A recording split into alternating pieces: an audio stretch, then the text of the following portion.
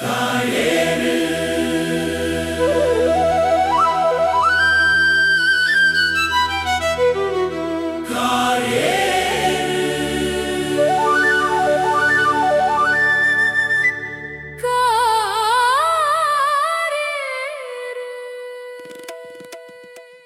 காலத்தில் கார் வைத்திருப்பவர் என்பது ஊருக்கே ஓர் அடையாளமாயிருந்தது.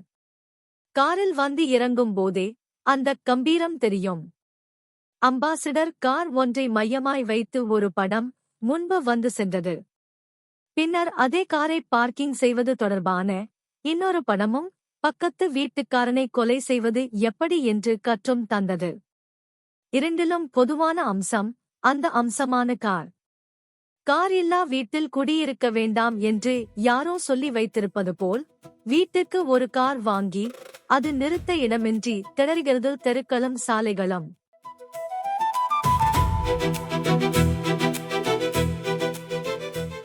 இன்றைய நிலை இப்படி இருக்க கார் பற்றி இலக்கியங்கள் என்ன நினைப்பில் இருந்திருக்கின்றன என்று இலக்கிய வீதியில் சற்றே நடந்து பார்க்கலாம்.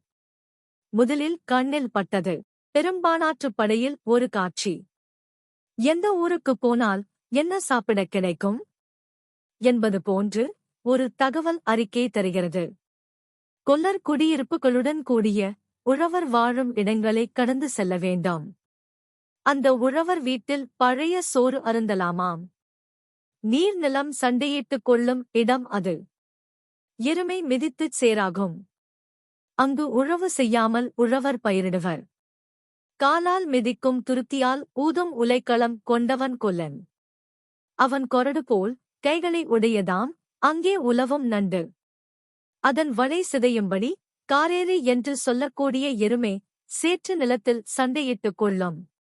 இப்படி ஒரு காரேறு கதை சொல்கிறது பாடல் மூலமாய். விதி உலை கொல்லன் முறிக்கொடிற்றன்ன கவைத்தாள் அளவன் அழைற்று அலை சிதைய பைஞ்சாய் கொன்ற மண்படு மறுப்பின் காரேறு பொருத கண்ணகன் செருவின்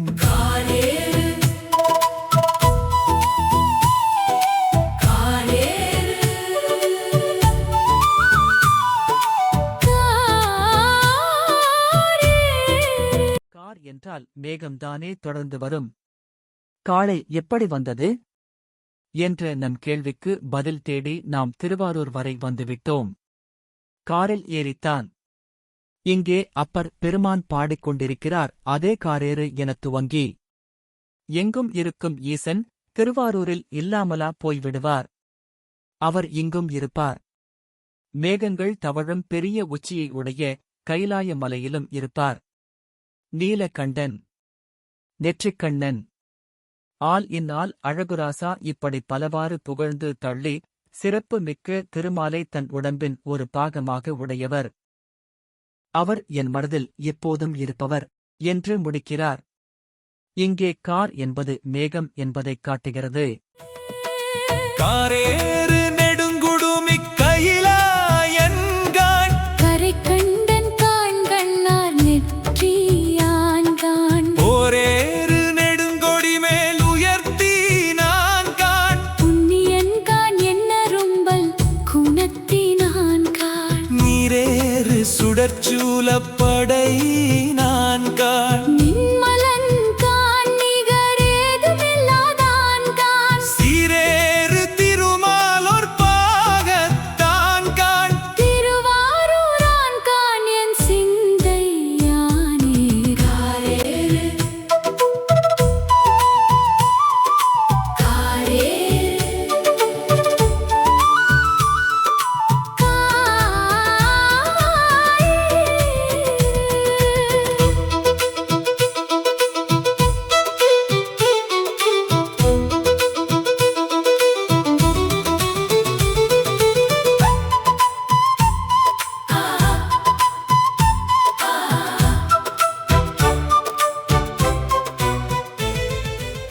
திருவாரூர் விட்டு கொஞ்சம் கொஞ்சம் திருமதிகள் வீட்டுப் பக்கம் எட்டிப் பார்க்கலாம்.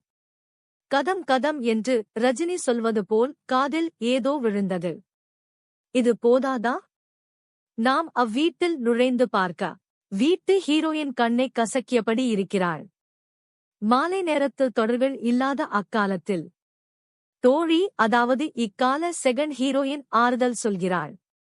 ஆமா, என்ன பிரச்சினை அங்கே? வேறு என்ன? பொருள் தேடச் சென்ற தலைவன் திரும்பி வருவதில் தாமதம். கார்காலம் வந்தது. உன் தலைவனும் வருவான் என்கிறாள் தோழி. கனிமேதாவியார் இயற்றிய தினை மாலை 150 பாடலில் கார் ஏறி என்றால் இடி இடிக்க என்று எடுத்துச் சொல்கிறது ஒரு பாடல் மூலம். மதனாகம் புற்று அடைய காரேறு சீர மதனாகம் மாறு முழங்க புதல் நாகம் பொன் பயந்த வெள்ளி பூரமாக பூங்கோதாய் என் பசந்த மென் தோழினி.